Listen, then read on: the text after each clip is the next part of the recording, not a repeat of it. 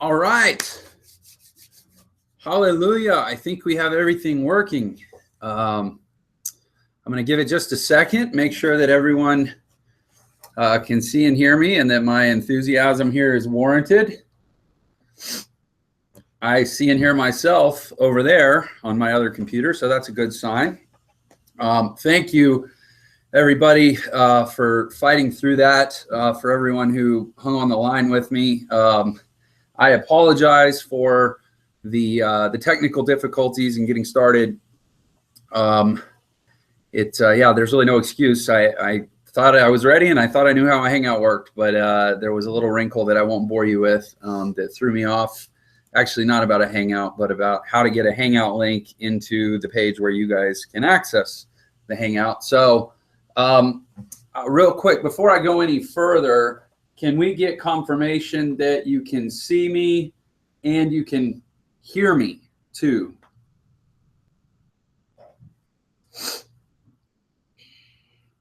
I'm going to be very embarrassed if my mouth is doing this for 30 minutes or however long, and then only to get to the end and find out that you couldn't hear me all along. Yes and yes. Okay, awesome. So better late than never. Let me share with you what I wanted to go over here this evening. The intro, or sort of the teaser for the call, was about Millionaire follow-up methods. And I'm going to get into that. I want to basically show you guys exactly what I'm doing, how I've structured the follow-up for my personal business and also for some of the members of my team who are, we're kind of coordinating together. And before I do that, I have to disclaim, I am not like a gothic or a gloomy person, but I do have black curtains in my office because, as you can see, the sun sets right there.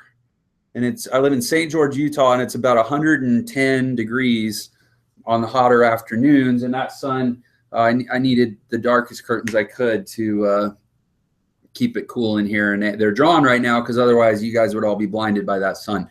But anyway, felt like sharing that.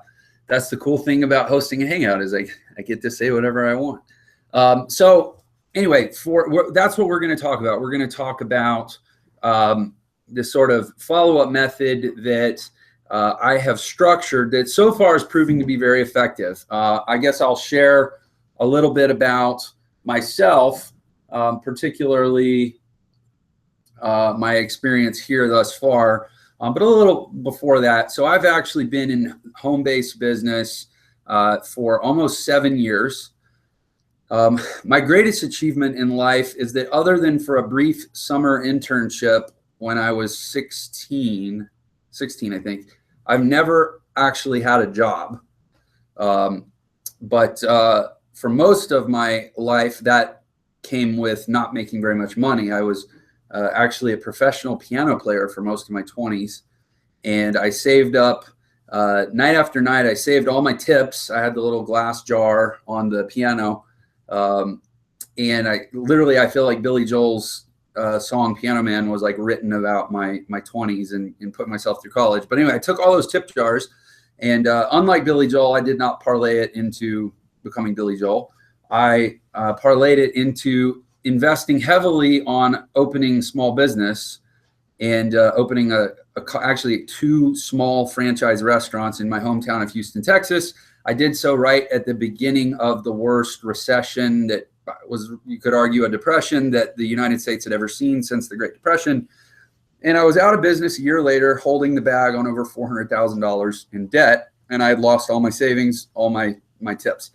And that was when I got into home business. I had dabbled in entrepreneurship and done other things, but that was when it was like do or die time, which, like a lot of us, that's when we get serious, and that's when we start to get results. And that was almost 7 years ago. And here I am. I guess this is my third home business company. But actually, for most of the last 3 years, I've been completely retired from home business, from online business. I actually started a digital marketing agency And about 2 months ago, some good friends of mine, a couple guys you hear from a lot, specifically Aaron Rashkin, who we all on this call have probably heard from. Him and a guy on his team got in touch with me, some guys I knew from previous business, and said, you got to check this out. And I did so, and here I am. That was about 60 days ago, a little over 60 days. Probably, if you count the time it took me to get off the fence and really get engaged, it was maybe not even 60 days ago. I'm a 5A. I have about 60 people, 60 positions on my team so far, and it's going really well. And I love it. This is honestly the last business I want to build. I think that those of us that will really put our heads down and take this seriously. I mean, this isn't a 7-figure game plan call. A lot of you just came off of one of those, and it was probably more compelling than anything I would share with you along those lines right now. So I'm not here to sell you, but I will just simply say, I think a lot of us that are in this business, a lot of people I've talked to, we kind of have a common mindset, a common notion right now that this is something very special, and that if we do this right and we do it hard, and we don't pretend it's going to be easy, and we don't promote that it's going to be easy, but rather we promote and that, hey, if you're going to do something worthwhile, go hard at it, do it for what, I mean, isn't it worth working hard for 2 or 3 years, and then you get to be done? 2, 3, I mean, even if it's 5 years, I'm 37 years old. Even if it's 8 years, I have no problem being comfortably retired with income for life at the age of 45. And so that's what I'm doing here. And what I want to talk, I guess, in terms of the format for this call, I want to spend most of the time, I know we got started late, and again, I apologize for that, but I want to spend most of the time really just going through my follow-up method. It's going to be kind of, I don't want to say boring, but it's going to be kind of like pedantic, like this is what it is. And then we can take questions. You can type into the chat. In fact, that's probably the way to do it is if you have questions, type them into the chat. I've got it open on another computer over here. And so we'll just go, I'm going to go through, and this is the follow-up. This is how I've built a team of 60 positions in less than 60 days. While running another business. I mean, I still own a full-time, full-service digital marketing agency that does, we have probably over 2,000 clients, almost around 2,000 small business clients around the United States. That takes most of my time. Also, during the 60 days, I just got back from 2.5 weeks in California, which I share with you because here, I'll just show you this silly picture real quick. Oh wait, you can't see my screen, can you? How do I share my screen? Uh-oh, maybe I shouldn't dive into another technical hurdle when I just got over the one big one in front of me. Anyway, I was going to show you a picture of me and my daughter goofing off in California. But anyway, so of that 60 days, 2.5 weeks, I've been out of town. And so I tell you that because this follow-up method, it works. This is the reason why myself and the team, we're growing at a good rate. And the cool thing is, it's not just anecdotal. It's not just, oh, well, there's something unquantifiable about it. What's cool is I've actually been participating in a larger set of some lead generation stuff that I'm doing with some other guys that I know that are in the business. And so I've basically been using this method on my share of a pool of leads at the same, simultaneous with other people doing other things with the same pool of leads. So it's a real apples to apples comparison. And I did get actual statistical data today that this approach is, and I didn't get a number, but I got a definitive that this approach is converting into sales at a significantly higher percentage than any other team's approach to working these leads. So I know that this works. And And that's so I'm going to show you. I'm going to show you exactly what we do. Before I do that, though, you guys got to forgive me. Jim Rohn said it. He said, "Work harder on yourself than you do on your business." And every time I do one of these trainings, I feel like, okay, people want meat and potatoes. They just want me to get to the part where I say, okay, here's the highest converting headline ever. Here's the autoresponder platform with the highest delivery. Here's the magical opening statement on a phone call that leads to a sale 50% of the time. And that stuff's all great, but honestly, even if you had all the answers, there's a je ne sais quoi, for lack of better terms, to how you put it together. It's just about you. And so I can't ever do these conversations without taking at least a little bit of time to talk about why. I mean, and it really comes down to this: why are some people so good at this type of a thing, and other people struggle? And I shouldn't say why are people so good. My coach would tell me that's a really black and white statement that has some cognitive errors. Why do some people have such consistent success with these types of things, and why do other people seem to struggle? And why do some people seem to struggle for a while, and then something pivots, and then all of a sudden they have the success? And a portion of that is tactics, but a portion of it is just intangibles. But intangibles doesn't mean unlearnables. People talk about, in sports, they say, oh, Steph Curry has great intangibles. He has vision, he has instinct, he has eye-hand coordination. I don't like the term intangibles to be synonymous with unlearnables. In fact, one of the reasons, and the other thing you have to sort of deal with when you host these trainings is, you're sort of like, all you really have to talk about, and this is one of the interesting things about home business, all you really have to talk about is yourself. And I'm an only child. Maybe that's why I like doing these trainings. I get to talk about myself, but it's not about myself. It's about, all the results I have and that I've had in this so far in 60 days, and that I had in two other companies where I was the number 1, 2, or 3 earner just about every month I was in those businesses, and definitely built, at least in one of them, the biggest, most successful team in the entire company. The reason is because I've looked at what is it that other people do, and I take what I like and I leave the rest. I say, okay, what are the traits of an Aaron Raskin? What are the traits of, a David Sharp? What are the traits of an Adam Whiting that are making them so successful? And I'm going to copy those, and then I'm going to let them be them, and I'm going to be me, but I'm going to take those traits. So I'm really not talking about myself. I'm talking about them. And then what I'm hoping is that I can just pay those traits forward. So here are a few things that I think would answer the question of, why do I tend to do pretty well at these businesses? With the disclaimer that I didn't create these things. I didn't invent these things. I took these things from other people that I saw doing well at these businesses. You've all heard about the notion of ABC, always be closing.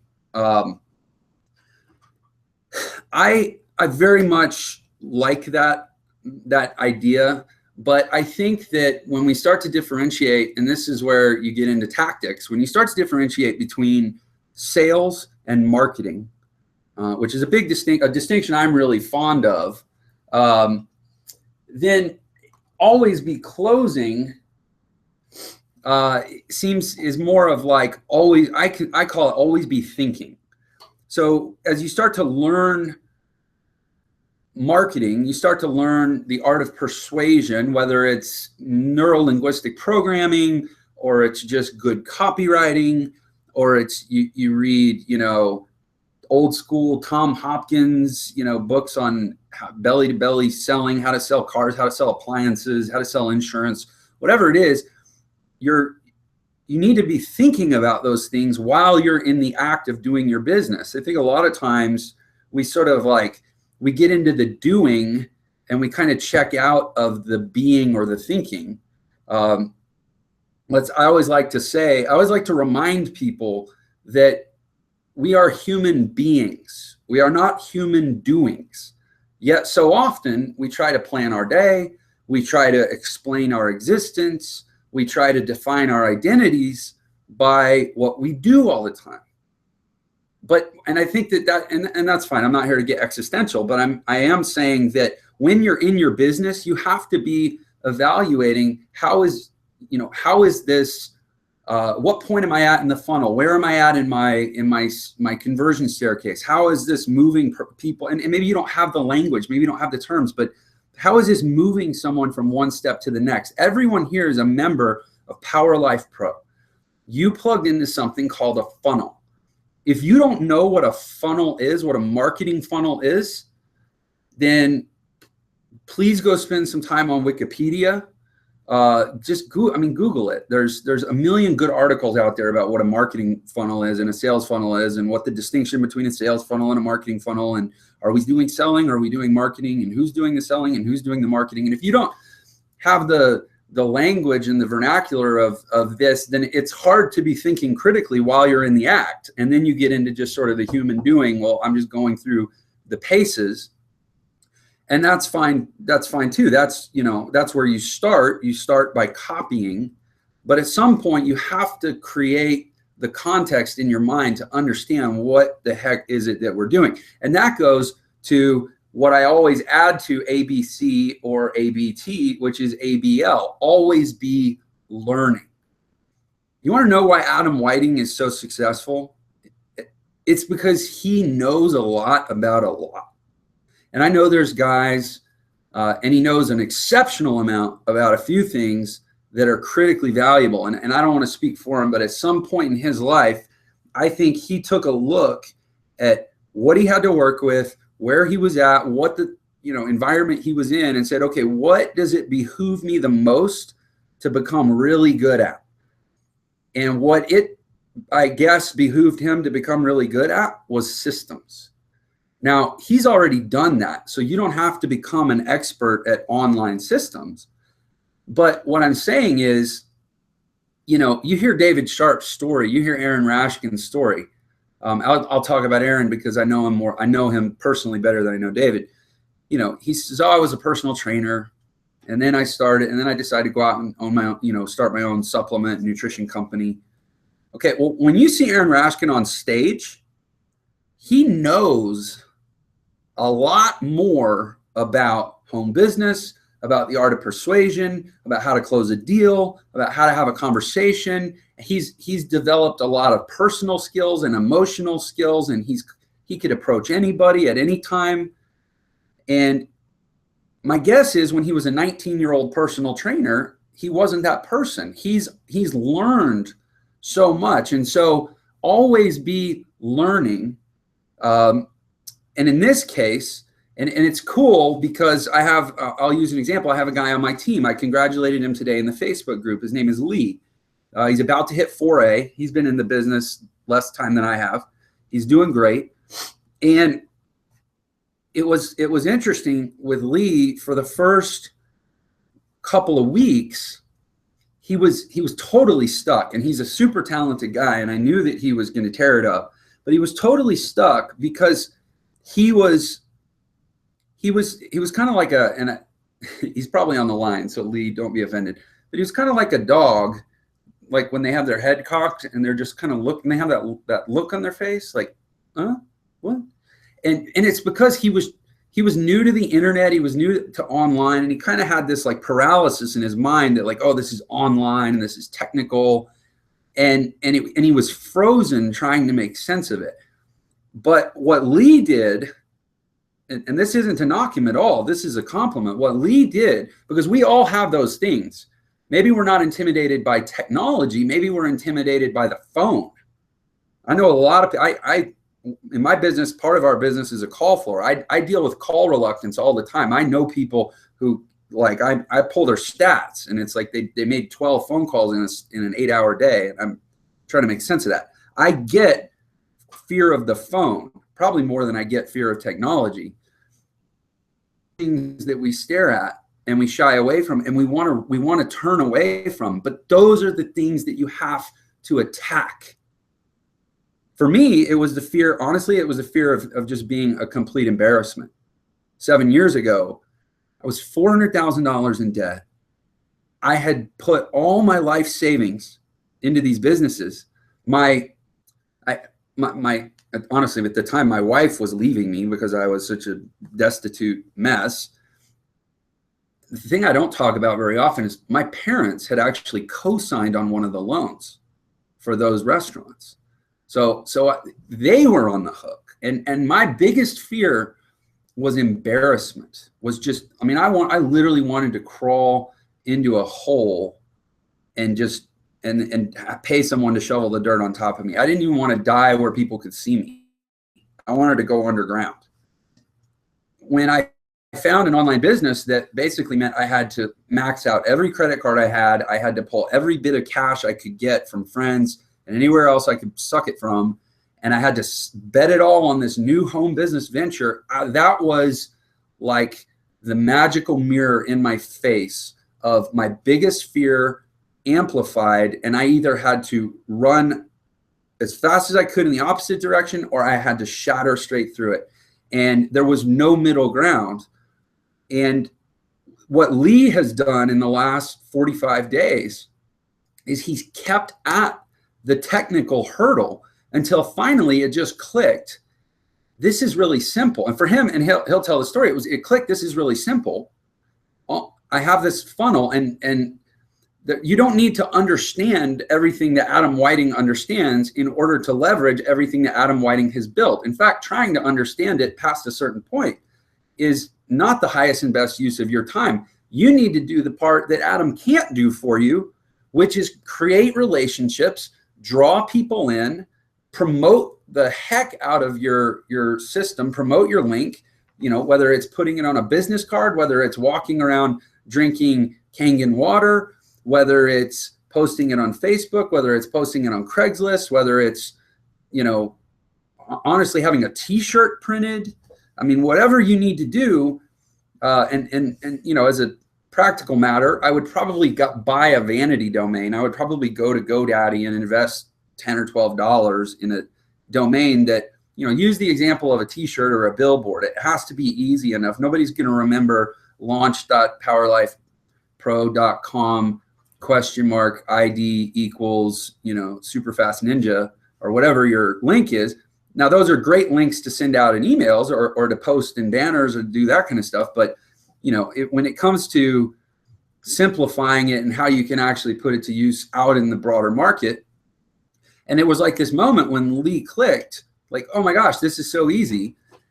And then all of a sudden, boom, boom, boom, boom, boom. In fact, Lee, I was looking today, and he's frontline to me. He's actually got 2 different lanes that have hit my 8th level. Like, I can't even get paid past where he's built his organization to literally in 45 days. And it was because it just clicked that, hey, I just need to push through. Now, the last thing I'm going to say about that, and then I'm going to pull over my, basically my list of statuses or dispositions is what I call them. That's, hey, this is, once I get someone into my funnel, this is how I work them. And this is how I'm basically getting, per lead, a multiple of sales higher than, from what I understand, other people are getting with the same leads. And this is the exact, but before I pull that in, there's one other thing that I'm going to say. You guys got to personally experience it here tonight. I say yes. I say yes to things. They actually messaged me earlier today and asked me if I'd like to host a Tactical Tuesday Hangout tonight. I said yes. I didn't really think much about it. I hit up one person to say, hey, what's the format? I've been out of town. I actually haven't been on a Tactical Tuesday. I'm a little embarrassed to admit, but what's the format and what's expected? And I honestly didn't even get a reply until after I had already said yes. Hey, don't worry, guys, I'll do it. I'll figure it out. And you got to experience that sometimes I say yes, maybe when I'm not even quite ready to know how the technology works, because I didn't know how to paste the link the proper way into the platform.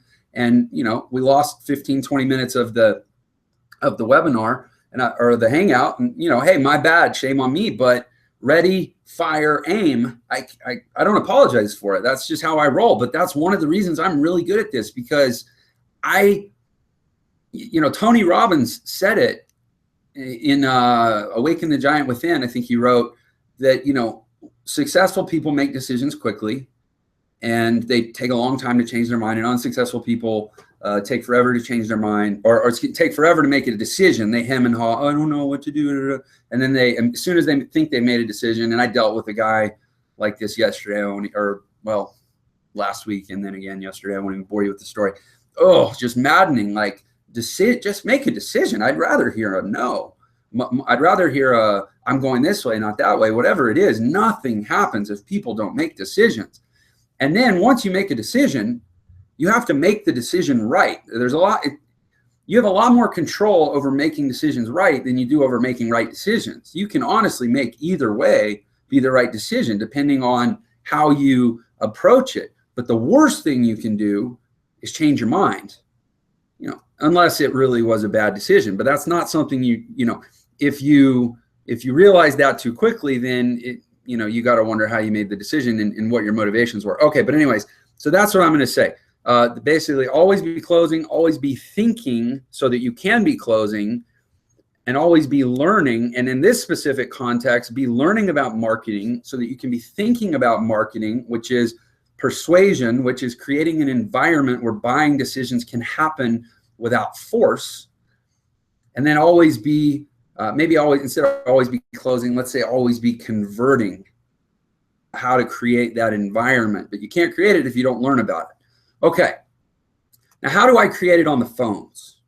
Because that's basically what I'm going to show you. Is I talked a little bit sort of marketing theory, talked a little bit about mindset theory. But if I'm basically talking about, creating an environment, creating a process where sales can happen without force and without resistance, or with lessened resistance, what is that process? And so I mapped it out. Now, let me disclaim this right up front that, and here I am going to actually share my screen. So hope for the best, plan for the worst here. Screen share. Yeah, I think we're going to be all right. Let's see. We'll share this. So the first rule of sharing your screen is don't share the screen that has the video on it of the shared screen, or else you get like a carnival mirror effect. But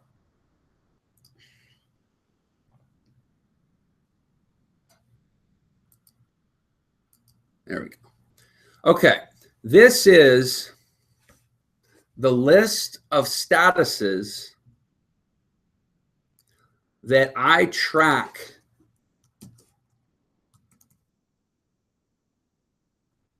leads through as they come in. Now, I use a piece of software for this, a really great piece of software called Pipedrive. But by no means, until you get to the point where you have a very large number of leads, do you need Pipedrive in order to manage this. And I actually have it broken up, but I'm going to kind of illustrate for you. I'm going to drag over a screenshot of, I have two different what are called pipelines set up in Pipedrive. This is one, and they sort of work leads through a little different pathways depending on the lead source. But basically it's, deals are flowing from left to right, and they either keep flowing or they come over here to the dead lead bucket. And so I don't want to overanalyze those. I just wanted you to have kind of a visual of how this can flow, because you can set that up on a spreadsheet with columns. And these are basically this is how I move people through the sequence. Because here's the thing, the single most powerful machine ever invented for generating personal income is a telephone. If you, and this may be the dirty little secret, because we're an internet there's an internet platform folded in here. And so, a lot of people may have this idea of autopilot. And trust me, I get autopilot. I love autopilot. But if you learn to get on the phone with people, you'll make so much more money.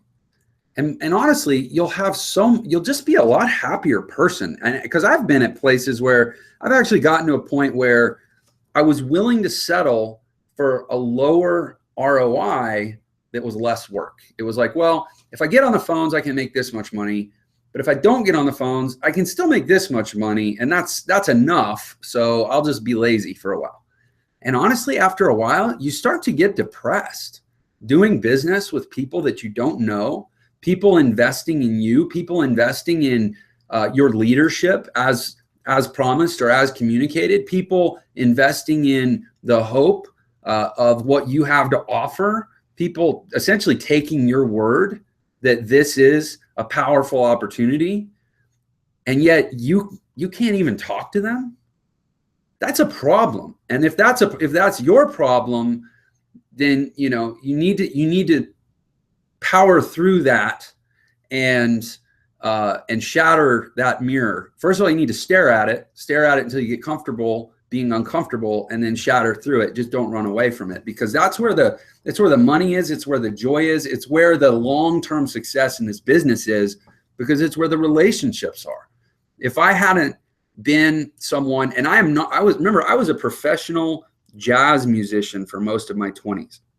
I spent 8 hours a day practicing the piano by myself, staring at notes. I loved music theory. I loved math. I love to listen to this it's a really cerebral art form. It's not like a rock band where when you're off, you're on breaks, you're out partying behind the stage. No, at a jazz gig, you go sit in the corner and read, Faust or Goethe or whatever. I was a real sort of introverted, cerebral person. And I had to learn to love communication. I was an only child. That didn't help. But this is so powerful. And now what I'm giving you here is how I've taken, basically almost 7 years of being in the trenches and learning that there's just no excuse for not being on the phone, frankly, as much as possible, because it's the highest yield activity you can do in your business. And here's the system of how to do it in what I believe is the most effective way. So a lead comes in, however that lead comes in, you get a lead. This is where PLP is useful. It lets you know. You attempt contact. Now, one of the things you learn out there, as maddening as it is, not everyone in the world has voicemail set up.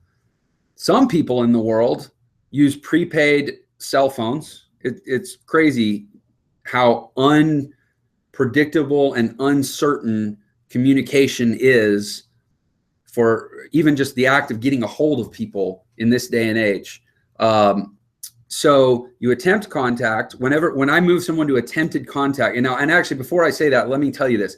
This is not a straight line. They don't go from here to here to here to here to here to here to here to here. This is not a linear progression. Somebody might be here, and if I call them and I leave a voicemail, then they're going to jump to right here. But if I was not able to leave a voicemail, I don't want to leave them in the new lead category, because that's telling me I have a new lead that I haven't called yet. So I need to at least make a note that I've attempted contact. And really, there's nowhere for a lead to go. And one other thing I want to say, and this is just how I do it. Every time I make a phone call, I follow up with an email. Gmail has a really powerful tool called canned responses. You can turn it on. It's in the labs in Gmail. And basically what it lets you do is create a draft email and save it so you can use it again and again and again. So every time I have a couple different canned responses, and every time, and they're not hard. I mean, they're not even worth sharing. They're so simple. It's like, hey, tried to reach you, wasn't able to connect. Give me a call, or make sure you check out this video, and make sure you check out this video before. And I'm happy to answer any questions. Something like that. It's really simple. And I have one for a couple different scenarios. I have one to follow up that says, hey, just left you a voicemail, or hey, sounds like your voicemail is full, or hey, not sure if I have the right number for you, just little variations. And you just make a call, and if you can, you leave a voicemail and you send an email. And that's really just the only loop you can do with new leads. But the key is always be referring them back into the system. Always be referring them back to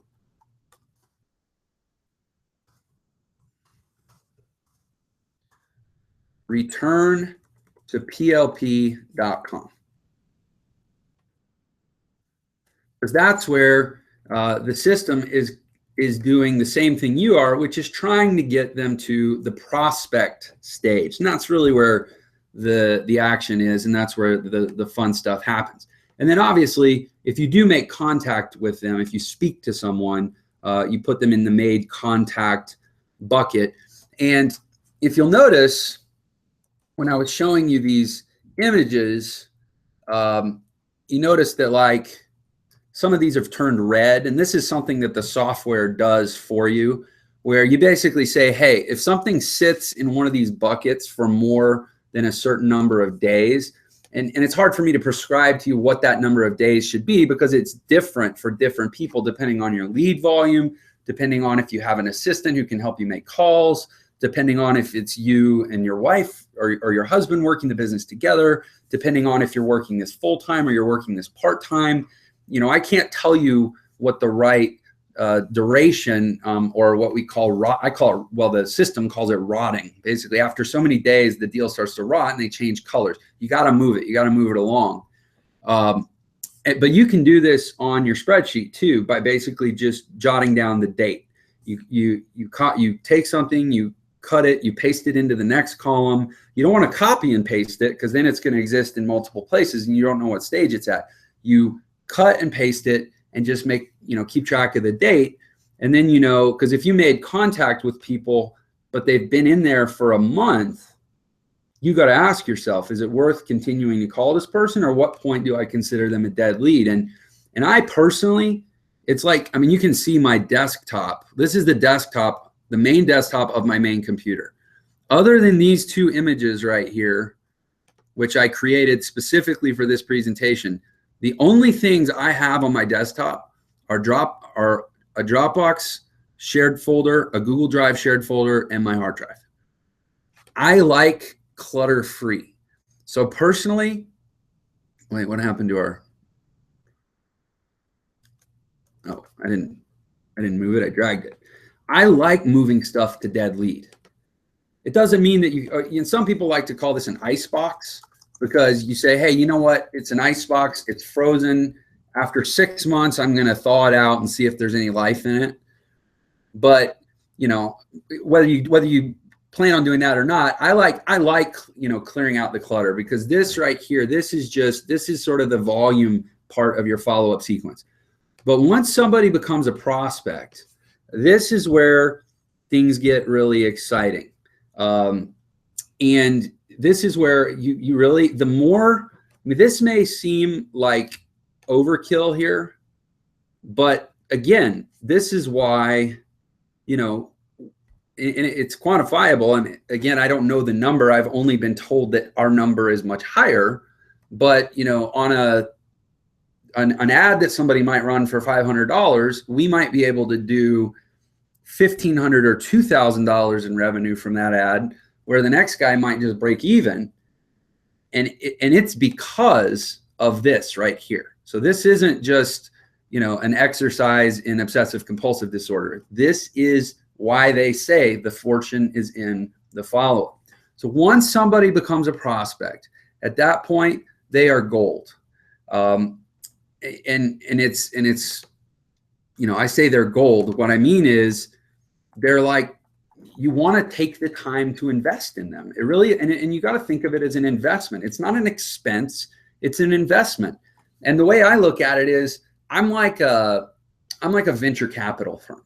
I have so much money, or VC firm has so much money. I have so much time and energy, and I have to be constantly, looking at, 20, like a VC firm, they'll have 20 investors maybe a month come pitch their idea, and then they'll invest in 5 a month. And at the end of the year, that's 60 a year.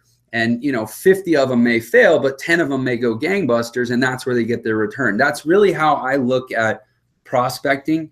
Is you can't get emotionally attached to one person's outcome, but you still have to be willing to invest, not necessarily emotionally, but you have to be willing to invest personally to even create the possibility of the outcome that you're hoping for, if that makes sense. So these are my dispositions for new prospects. And you do not want people to sit in the new prospect stage very long at all.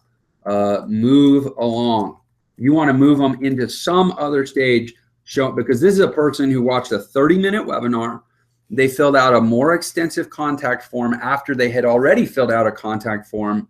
And they're now looking, basically, they're now looking at a buying decision. They're looking at a video that's showing, or a page that's showing them videos and next steps on how to purchase an Enagic machine. You do not want to let this person sit. What I have seen from doing this now, I'm actually going to give you a real number: 23, 25, 32, 35. Actually, it's hard for me to know because some, prospects get dragged to dead lead. And then at that point, I don't know if they were prospects or leads. But I would say, based on, well over 100 prospects, what I've seen is that if you get in touch with them within 10 minutes, they're probably twice as likely to even I won't say they're twice as likely to buy or to do a K8 or to do a trifecta. No, they're just twice as likely to give you the time of day. And people really, here's the thing, people really, really want that number to be longer than 10 minutes.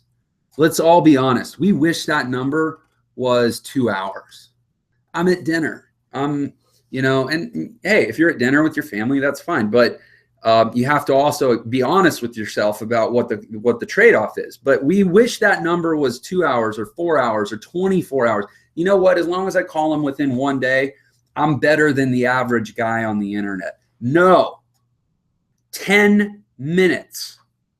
If you want to double your positive outcomes, if you want to double the number of people, but that's the difference between talking to someone who's hearing you out and who's excited about what you have to say, because you called them while they were still engaged. You didn't lose that momentum, but that momentum very often, think about it. They watched a 30-minute webinar, then they filled out a questionnaire. Now they're looking at a page that's inviting them to buy.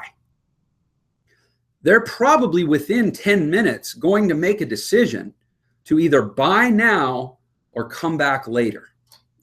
An hour, if they were in, they would have already bought. You see what I mean? You see why there's such a big drop off by even waiting that long, because they're already off the page, or else you would have gotten a new member notification. Okay, so anyways, one big thing that you will deal with if you're doing online marketing is you're going to get people that are outside the United States. This goes with something that I want to talk about, but I'm probably not going to have much time to talk about tonight because of getting the call started late. But it's about how you structure your time. Basically, I'll just say that if you are doing any promoting online and you're getting people outside the United States, you're going to want to set aside some time to do your business at an hour when you're not calling them in the middle of the night. Even if you just say, hey, you know what, twice a week for 30 minutes, I'm going to try to reach people in other parts of the country at what would be considered odd hours for us. Just be conscientious about that. That's why I have a separate bucket for that. Contact attempt NVM, no voicemail. I really want to record that I tried to reach people, but I wasn't able to leave a voicemail. And then you always follow that up with an email. And then obviously I will leave personally 3 voicemails: left voicemail 1, left voicemail 2, left final voicemail. And after I leave a final voicemail, and here's the thing about prospect, I'm not trying to get a prospect to go back to returntoplp.com and watch another video. They've already watched a 15-minute video. They've already watched a 30-minute video. I need to have a conversation. Think of it as like a dating website where they watched a 15-minute intro video. Hey, this is me. I like to hang out. I like to, drink spritzers. And they were like, oh, this guy looks cool. Okay, I'm gonna click his profile. And then they watched a 30-minute video about you and your model train collection. And they're like, wow, I'm not totally turned off by this guy. This guy is kind of interesting. And then they fill out in a more extensive form and you get a text message notification and they're on another page where it's basically saying, do you want to go out on a date with this guy? Click here. And you're going to send them a link to go watch another video about you? No, you already know they'll watch videos about you. At this point, it's counterproductive. You need to get them on the phone. You need to connect. You need to resonate human being to human being. And so all these voicemails, all these contact attempts are about get scheduling a time to find out what their goals are. And here's the key, find out how I can help them. That's all I'm trying to do is schedule time to find out how I can be of service to them. Only once I have failed to make contact with them and I'm unable to leave a voicemail, or I have left 3 voicemails with no return, then I have an email where I will actually send them a video link, which is to go back to returntoplp.com. And actually what I'll say in that email is that basically they're going to be able to watch additional videos on how to double their commissions and get more advanced information about the business. Try to tease them, entice them a little bit.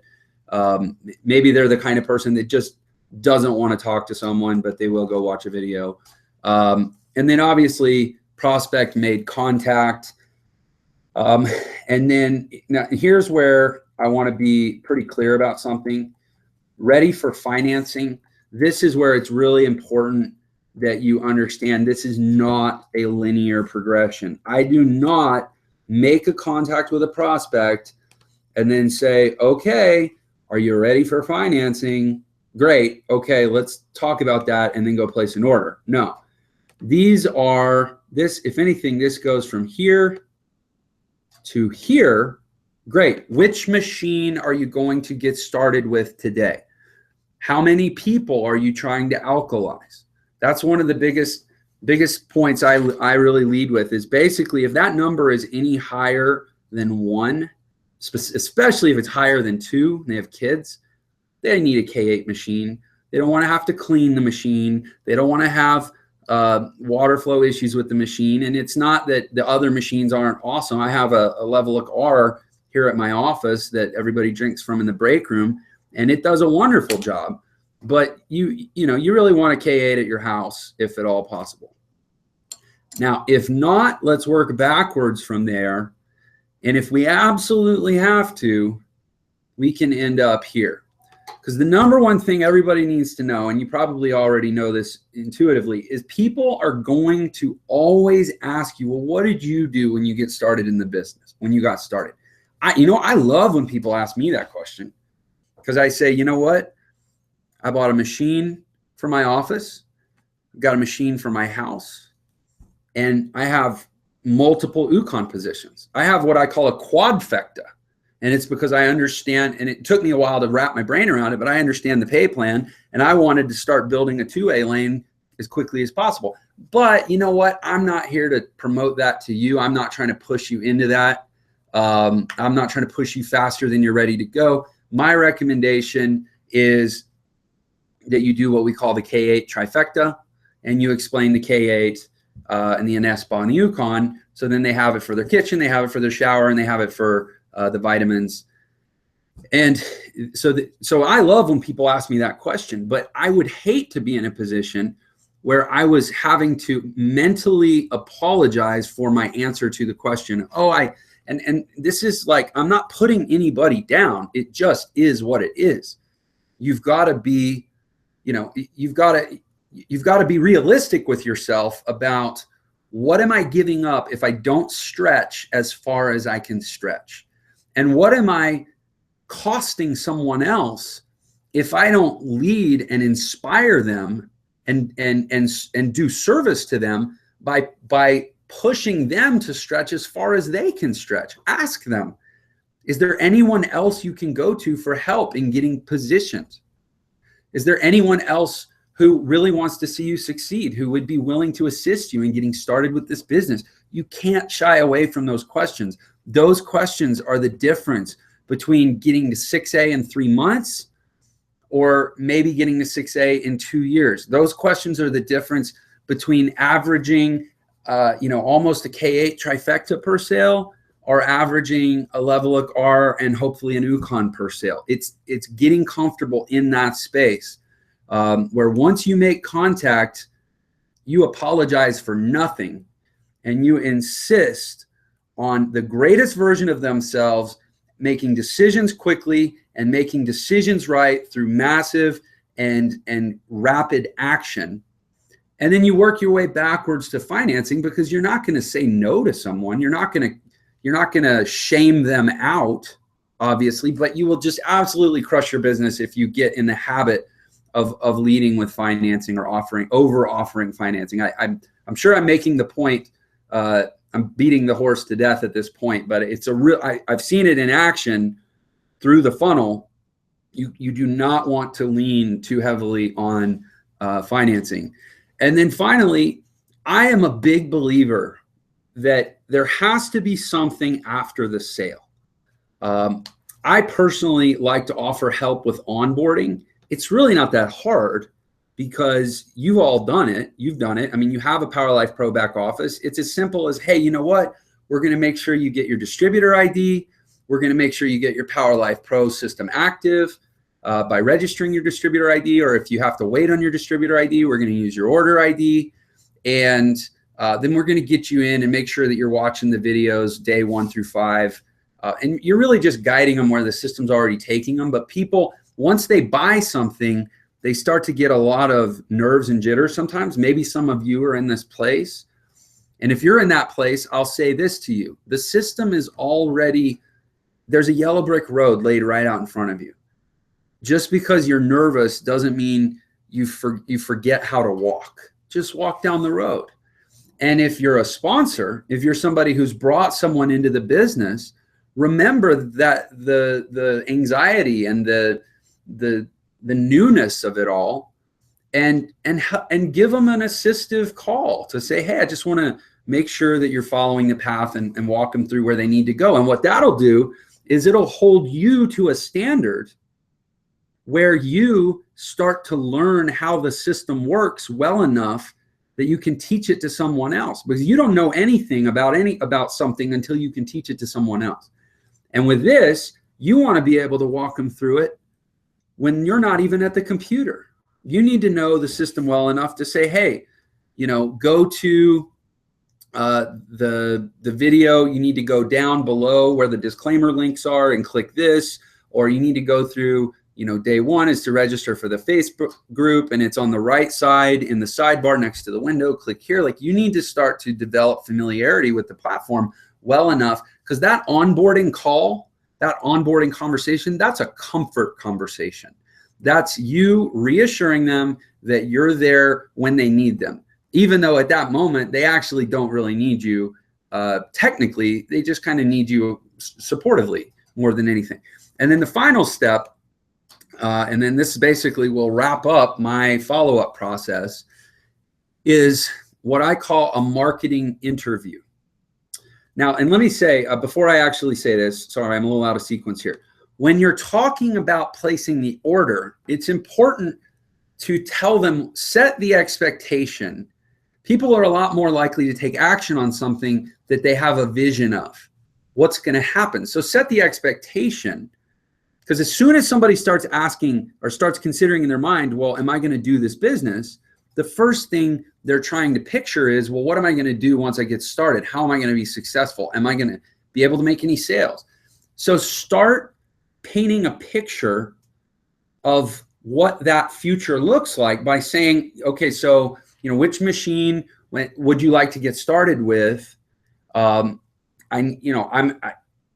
fine. Any decision is fine as long as you make a decision. But once you make your decision, then I know what steps to assist you with to get you fully onboarded. to make sure that your system is set up and working properly. And then we can actually conduct our marketing interviews so that we can make sure that you get off to the right start with a type of marketing that's gonna work for you, that's gonna fit your personality, that's gonna fit your skills, and it's gonna lead you to success and where you want to go. I call it a marketing interview rather than a marketing plan. When people show up at a marketing plan consultation, they're expecting you to tell them what to do. When people show up at a marketing interview, partly they might be going, what the heck is that? But it sets a tone of, this is about them, and together we're going to discover what's going to work for you. Because, and this is material for probably a whole other call,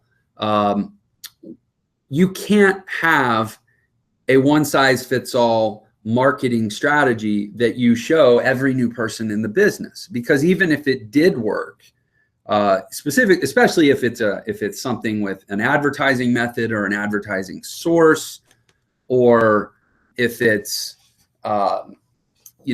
something to do with online, you risk cannibalizing it by putting too many people into it. Hold on, where'd my so my point being that you can't go into this saying, oh, I'm going to do a one size fits all consultation for everyone that joins the business. You want to structure it as a marketing interview so that with them you can discover what's going to work best for them. And that probably is a really good topic for another meeting, since we're already at 8:15. I appreciate everyone being here. Let's see if I have questions. If anybody wants to answer some questions, I'll tell you what, I'm going to take, I realize that it's late. I realize we've gone on a while. I will say, if not for my technical issues, we would have come in under an hour. But why don't we take some questions? I can stay here at least 5 or 10 minutes and answer any questions if anybody has any. Just comment on the page and I'll do my best.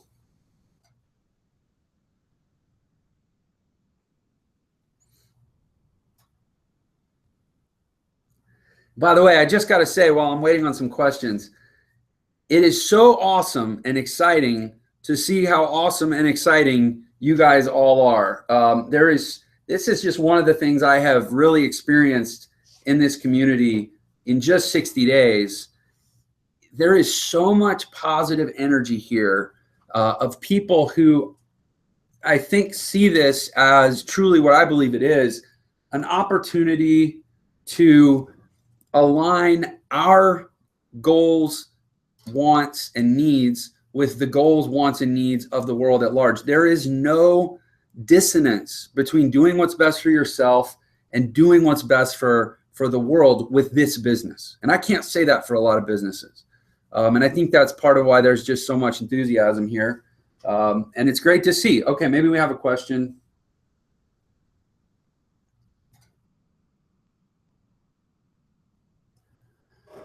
Well, I knew this question would come. Where do you get most of your leads? That is like saying, what do you buy at the grocery store? I've been in home business for 7 years. I have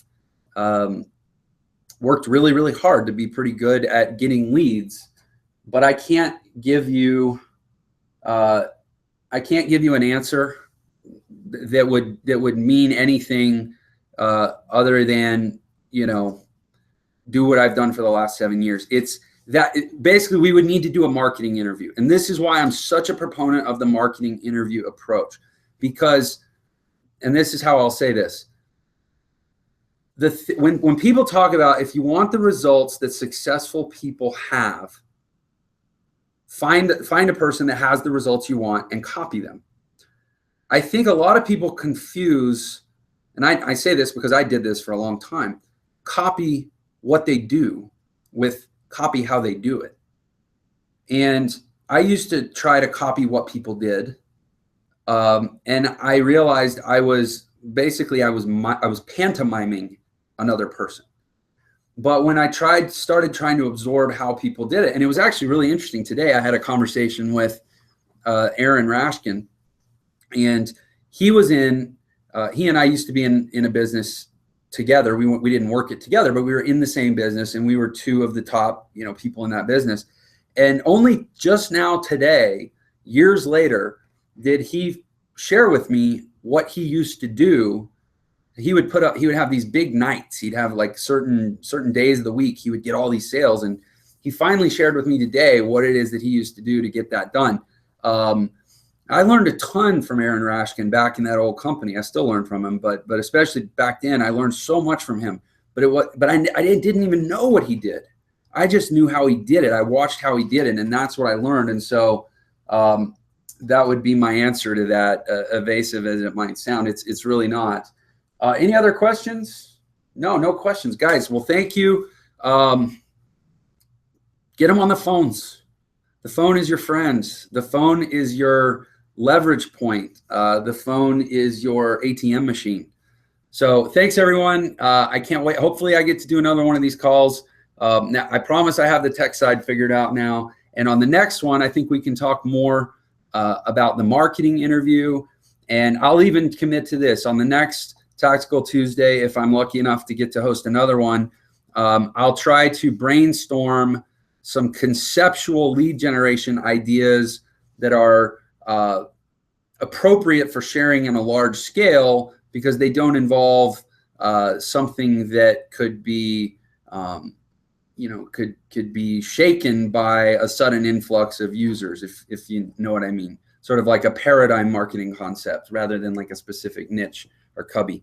That's what I'm going to bring for our next one, and I can't wait to see you there. All right, everyone, have a great night.